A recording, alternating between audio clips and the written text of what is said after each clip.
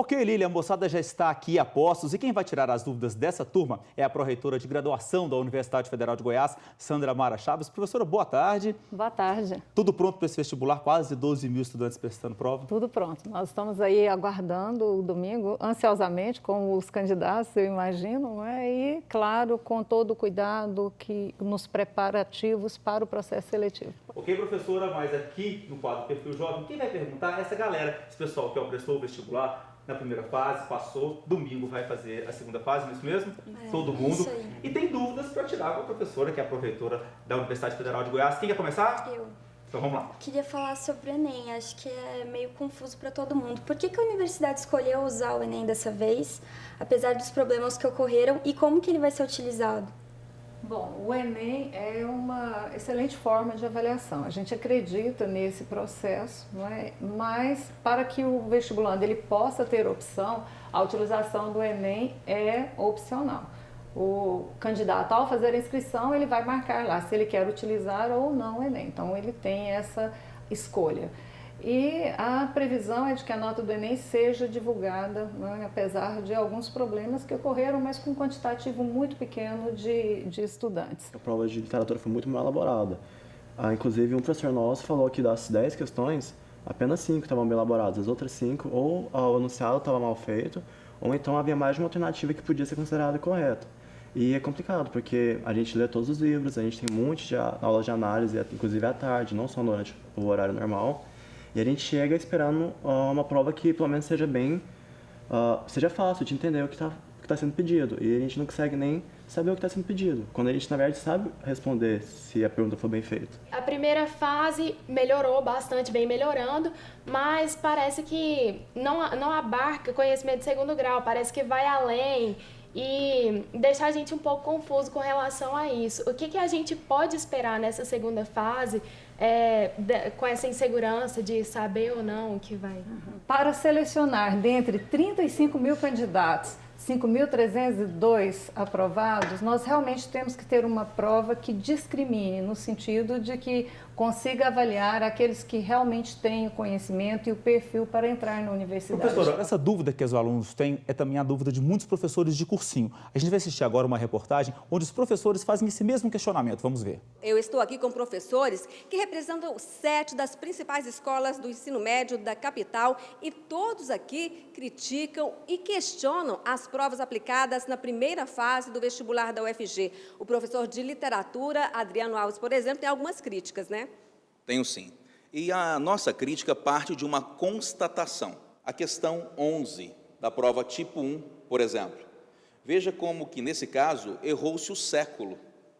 Veja só, Leonardo Pataca, personagem do romance Memórias de um Sargento de Milícias, de Manuel Antônio de Almeida, migra voluntariamente de Portugal para o Brasil, fato comum na primeira metade do século XVIII.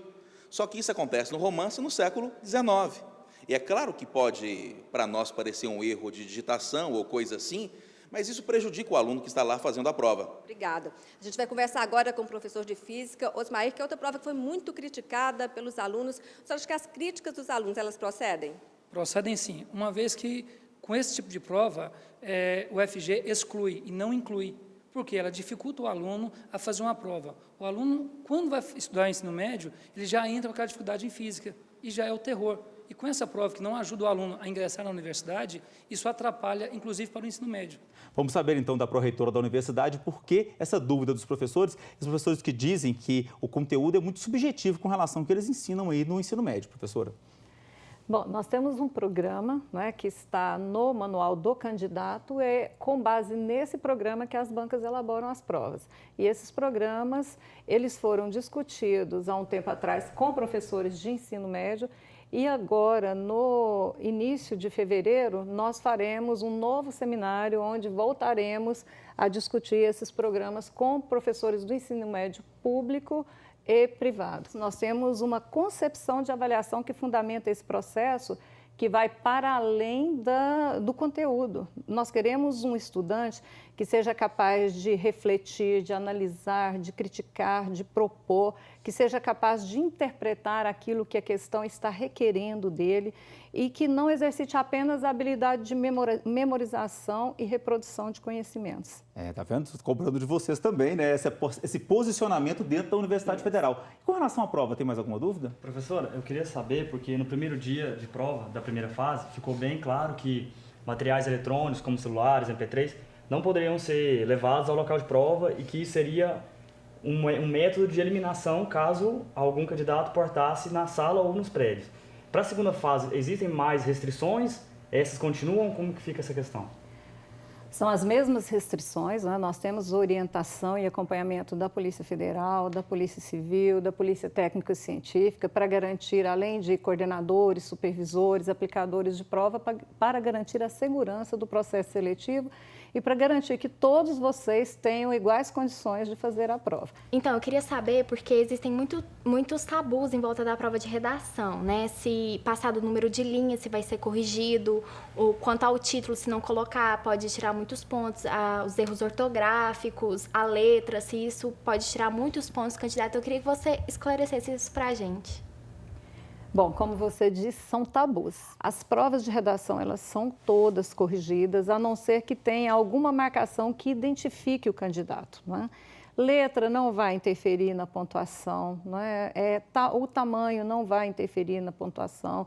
Você tem lá as orientações para resolver a redação.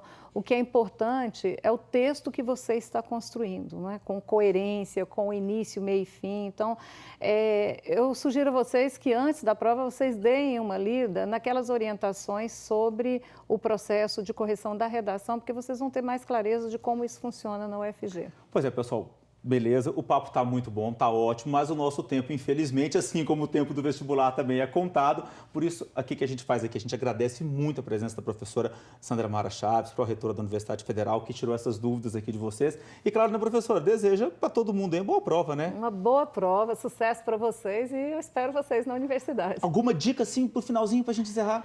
A dica é, de agora até domingo, tranquilidade, né? Tranquilidade, se preparar para ter calma no domingo, porque a gente sabe que um processo seletivo dessa natureza não é só o conhecimento, né? O fator emocional, ele interfere muito. Recado dado, então, pessoal, descansar não significa balada forte, não, é balada mais leve para vocês poderem pegar a prova tranquilo no domingo. Obrigado pela participação de vocês, boa sorte para todo mundo aí, que a gente possa voltar e conversar com vocês como universitários daqui para frente, professora. Estaremos recebendo vocês lá na universidade no dia da matrícula. Com toda certeza. Olha, não se esqueçam, tem prova domingo e segunda-feira. E o quadro Perfil Jovem volta na próxima quinta e você ajuda a gente a fazer o quadro. tvanhanguera.com.br/Perfil Jovem.